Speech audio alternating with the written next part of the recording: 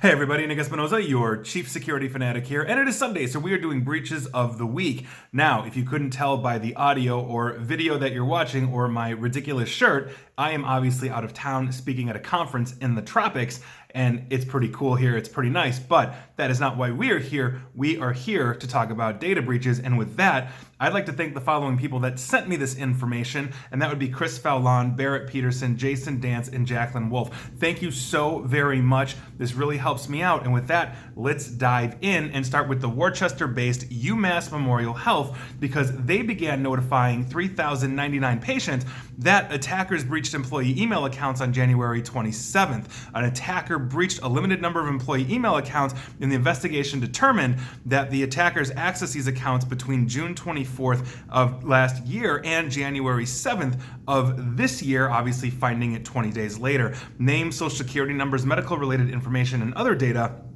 is part of this breach. Moving on, let's talk about the entire country of Argentina, because an attacker or attackers breached the Argentinian government's IT network and stole ID card details for the country's entire population that is now being sold in private circles on the dark web. Now, this took place last month, and it targeted something called RENAPR, which basically is their acronym for their National Registry of Persons. The first evidence that RENAPR was breached surfaced earlier this month on Twitter with a newly registered account and published ID cards and photos for 44 Argentinian celebrities, including soccer legend Lionel Messi. Obviously a huge problem, so hopefully Argentina will get a lid on that. Moving on, let's talk about the Chicago-based Ferrara Candy company. They are responsible for 85% of the candy corn production in the country during the Halloween season, and they got hit with ransomware on October 9th, quote-unquote encrypted some of our systems. We want to ensure consumers that Ferrara's Halloween products are on shelves at retailers across the country ahead of the holiday. That's right, they were able to ship the candy corn before they got hit. And if you are in the Chicagoland area like me, you know we are inundated with candy corn, and quite frankly, I don't know why. Nobody really likes it, but your candy corn will be there for Halloween. And if you like candy corn, let me know. You're one of like the 3 people on the planet. Moving on. Let's talk about a massive denial of service attack against at least 3 email providers. That happened this past Friday. Now, these attacks hit Runbox, a privacy email provider based in Norway, Postio, a secure email provider out of Germany, and Fastmail, obviously a privacy-first email service out of Australia. The ransom demands were sent to basically cease and desist on the denial of service attacks, but most are saying no, and as of August 22nd, Fastmail and Postio resumed operations, but Runbox was dealing with a new attack. So if you use any 3 of those services, understand your services may be delayed or might have been delayed as they are fending off attackers to their private email systems. Moving on, let's talk about a data breach for Instagram and TikTok, and this is not a repeat of last week or the week before that or the week before that or the week before that, and on and on. Security researchers discovered over 2 million social media user profiles scraped from the internet after they were unwittingly exposed online by an analytics firm, and here we are. Now, basically, they were reviewing this. The team was security detectives that was reviewing this, and they found a misconfigured Elasticsearch server that left basically all of this exposed without any password protection or encryption. It was 3.6 gigabytes of data on more than 2.6 million TikTok and Instagram followers, and that was sent to IG Blade, a firm that is based on that does marketing insights on social media users for its customers. So understand, TikTok, Instagram, Facebook, you name it, you are being basically data scraped in a million different ways and being sold in a million different ways. And there you go. Moving on, we also have to talk about VPNs, because it's not just secure email providers that were under attack. Now VPNs are. Now here's what's going on. Exploit broker Zerodium announced its intention to basically buy zero-day vulnerabilities for the Windows clients for 3 major VPN providers. ExpressVPN, you might have heard their commercials. NordVPN, you might have heard their commercials. And Surfshark. Really haven't heard of that one. Now, this Zerodium was founded in 2015. They're a security company based in Washington, D.C., and they built a reputation over the years for buying exploits for zero-day vulnerabilities in various applications and then reselling these exploits to government and law enforcement agencies. We know recently, thanks to the Pegasus vulnerability in the NSO group out of Israel, that this is a huge market. a huge deal, and if they're able to break into these VPNs and essentially not let the VPNs know, then they are giving government intelligence agencies around the world a leg up while you're using Nord, Express, or Surfshark. So heads up to you if you're using those three. Excuse me. Moving on.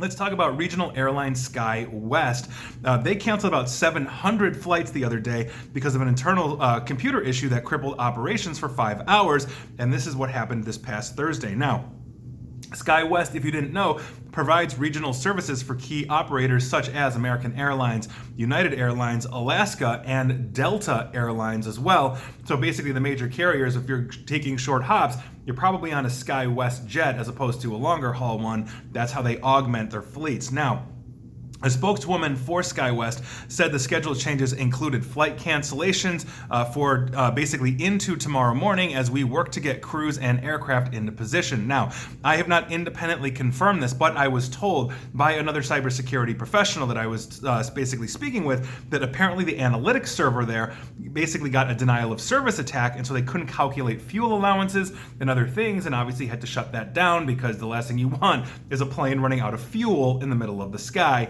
So hopefully SkyWest is back online and all good. When I was traveling, apparently just after this, on one of the major carriers, I had no problems and no delays. So hopefully everything is back to normal. And finally, excuse me, I'm a little under the weather, I think, today. We have two different finalies that I think are, quite frankly, amazing and a little concerning for everybody. The first one we're going to be talking about is a criminal gang that was actually fooling legitimate cybersecurity professionals. I kid you not. A cybercrime group known as Fin7 created a fake security firm earlier this year and then used it to hire legitimate cybersecurity researchers and then trick them into participating in actual ransomware attacks. Now, the company that they created was called Bastion Secure, and the company claimed to provide penetration testing services for private companies and public sector organizations across the world. Now, according to an investigation by Gemini Advisory, which is a division of Recorded Future, basically the company is a front for the Fin7 group, which used the Bastion Secure website as a front to post ads on Russian job portals seeking to hire cybersecurity experts for various positions. Ads on its website show that Fin7 recruited reverse engineers, system administrators, C++, Python, and PHP programmers, and more. Now, those applied went through a 3-phase process in order to be hired. Phase 1. Now, this typically included a basic interview process with an HR representative, usually carried out via Telegram. After a successful interview, the job applicants were told to sign a contract with a non-disclosure agreement and configure their computer by installing several virtual machines and opening up certain ports. The second phase of this, applicants basically received legitimate penetration testing security tools from the company to conduct a series of test assignments. And phase 3, applicants were brought in to participate in quote-unquote real assignments where they were told to conduct a penetration test against one of Bastion Secure's customers, which obviously didn't exist. Now, tools shared by Bastion with basically this partner that went in there to basically infiltrate and investigate, basically were linked to malware strains such as Carbonok, Lizard, and Tyrion, tools that have been historically part of Fin7's arsenal. In addition, Gemini advisors said that tasks and operations assigned to applicants, quote, match the steps taken to prepare a ransomware attack. Now, the attacks installed ransomware such as Ryuk or R-Evil, two ransomware strains that have been tied in recent years to Fin7. Newer attacks would have been deploying things like Darkside and Black Matter ransomware, according to security researchers from Microsoft, who have also been tracking the fake Fin7 security company. So there you go. Basically, it's ingenious. You're taking legitimate penetration testers and saying, hey, we've got clients that need to get hit. You're hired, go hit them. But they're not actually clients. You are actually deploying the ransomware for the gang. They're leveraging your legitimate expertise. And obviously, you are unwittingly committing a crime. Like, it's one of the things that our company does is penetration testing, but we get agreements. We sign things. I get to break into you and not get arrested because you legitimately pay me to do that. And we have agreements that state I can do these things. And there you go. And what kills me about this whole thing is that they are talking to legitimate cybersecurity professionals who should essentially know better. But you think you're talking to an HR person, you're signing contracts and agreements for employees or employment and all of that. So it looks completely legitimate, especially if they're, let's say, paying you quite well, because obviously whatever they're paying you will be dwarfed by a $5 million ransom. So you're well worth it. And they're leveraging the talent that you've been trying to use for legitimate purposes. Just make sure when you're in cybersecurity or getting into cybersecurity, the companies you're working for, do your homework on. Make sure they are legitimate. Otherwise, you might end up working for a criminal ransomware gang, and that is insane. And finally, we need to talk about Android phones, because if you've used an Android phone and are, and I would say rightfully, worried about digital privacy, you've probably taken some of the basics already, myself included. You've deleted basically apps that you're not going to use, or those that you just think are bloatware or snooping on you, all those kinds of things. You opt out of tracking, you set your permissions, all these kinds of things, and there you go. Essentially, you are trying to make sure that you're taking these steps to be as free from tracking and trackers as you can. That's basically the problem here, is because a new paper from the researchers at Trinity College in Dublin, who basically looked into the data sharing habits of some popular variant Android operating systems, including those developed by Samsung, Xiaomi, and Huawei, are showing just the opposite. Now, according to researchers, quote, with little configuration, right out of the box, and when left sitting idle, these devices would incessantly ping back device data to the OS developers and a slew of selected third parties.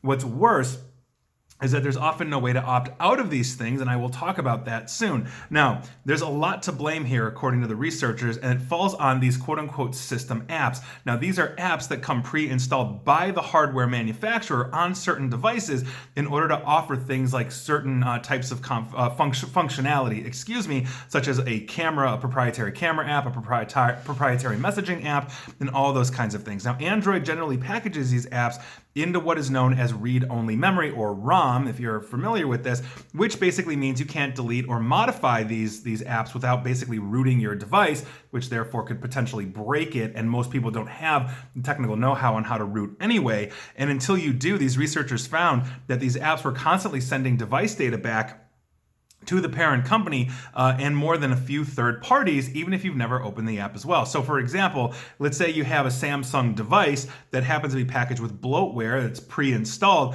Even though there's a good chance you'll never open that for any reason, it's hard-coded, and basically it's continuously pinging back to servers for Samsung with details about your device. This is telemetry data, and so it's getting things like your device's unique identifier, the number of apps you have, maybe your battery life, all of these characteristics to create a digital fingerprint for you. Then this also gets packaged to third-party analytics and marketing firms and sent out. So basically, this is a huge problem. I did a video about a week or two ago on the iPhone having the exact same problem, that Apple's do not track feature is in the same way. So if you're on an Android or an Apple, you're basically in the same boat. And I think I mentioned in the iPhone one that Android people were not off the hook. Well, here we're talking about Android, but iPhone people, you're not off the hook either. Now, if you're on an Android, what you can do is download, and I highly recommend this, is a free firewall app called No Root Firewall. Now, what this does is this essentially creates a fake VPN connection for your phone and then flows all of the data through this. But then No Root Firewall gives you that list of every single app, every system integration, and you can block those things from actually phoning home. It's something that I use on a regular basis. So if you've got all these system apps, you can basically start by blocking everything, which essentially makes your phone unfunctional, and then you start unblocking those critical things that makes your phone actually work. So, for example, if you only have 5 apps and you want 5 apps to phone home, you can allow those things to phone home on wireless or on mobile and block everything else. This is a way to actually block this. iPhone people, you don't have that luxury, unfortunately, and it can be a little cumbersome on the Android side, but you do have that option, and it's something that I recommend everybody get if you're running an Android. The only downside to having No Root Firewall on there is because it uses a VPN service. As soon as you tie to an actual VPN service, the No Root Firewall goes down and your VPN kicks in. So, by virtue of that, if you're not using a VPN on a regular basis, No Root Firewall works fantastically well, with those exceptions when you are connected to a VPN. So those are your breaches of the week. It was another crazy week. I'm sorry I'm a little under the weather and my audio and video is a little different than normal, but again, traveling for work, and there you go. Were you affected? Let me know. And please like, share, follow me here on Facebook and Twitter at NickAESP, and please feel free to subscribe to me at YouTube as well. And as always, stay safe, stay online, and please stay private. Thanks, everyone.